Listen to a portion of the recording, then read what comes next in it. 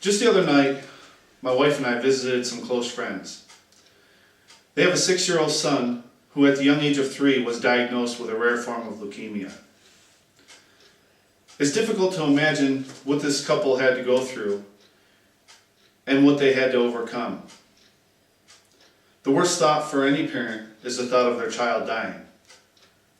But when this couple was expecting, just like you are, they decided to bank their newborn baby's umbilical cord blood.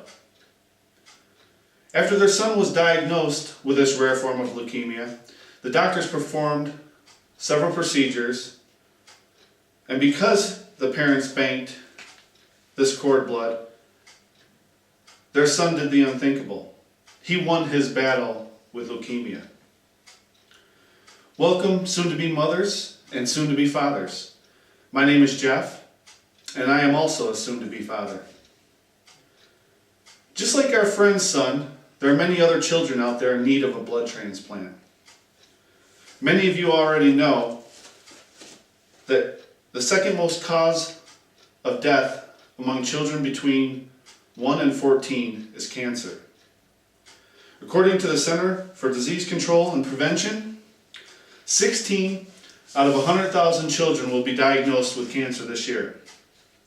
3 out of those 16 will die because they're unable to be treated. Now these are some pretty alarming facts, and you're sitting there wondering, wow, what if this happens to me? What if my child's diagnosed with a horrible disease? How can I be prepared? Well, the answer is umbilical cord blood banking, or what many call simply cord blood banking. The blood that comes from the umbilical cord contains a high number of cells called stem cells. These stem cells are basically the cells that are responsible for reproducing white cells, red cells, and platelet cells. Research shows that they've been used and successfully treated almost 80 different diseases. Now don't be confused with the controversial stem cells that come from an embryo, because they are different. These cells come from the umbilical cord, totally different. In the years past, the umbilical cord blood and umbilical cord and placenta was typically discarded as medical waste. Now there's a use for it. Now the blood collection procedure is very simple. When your child is born, the doctor will collect the blood and deliver it to a preservation facility. There's no risk to the baby or the mother because the procedures and the collection's done on the outside of the body. It's convenient, it's painless, and it's fairly inexpensive. It costs on average of about $8 a month for 25 years. That's less than $2,500 total. In my opinion, it's a small price for a good peace of mind. Now as parents or future parents, you really can't predict the health of your child. You can only pray for the best. You picture your child running, you picture him playing, but you never really picture the possibility that he may be diagnosed or she may be diagnosed with a horrible disease.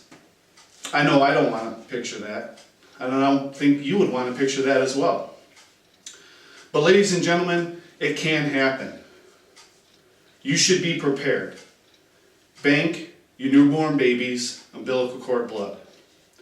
If a disease comes knocking on your door, you don't want to be left there standing, thinking, if I had only banked the cord blood. Now to help you make the right decisions, I found a website that will help you find a facility nearest you.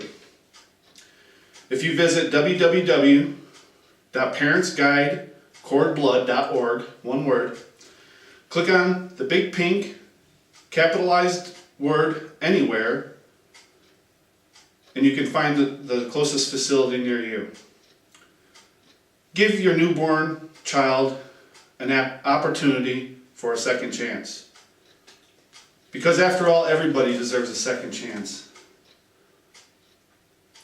Children like our friend's 6-year-old son His parents gave him the opportunity for a second chance, and you should too. Bank your newborn baby's umbilical cord blood. Thank you.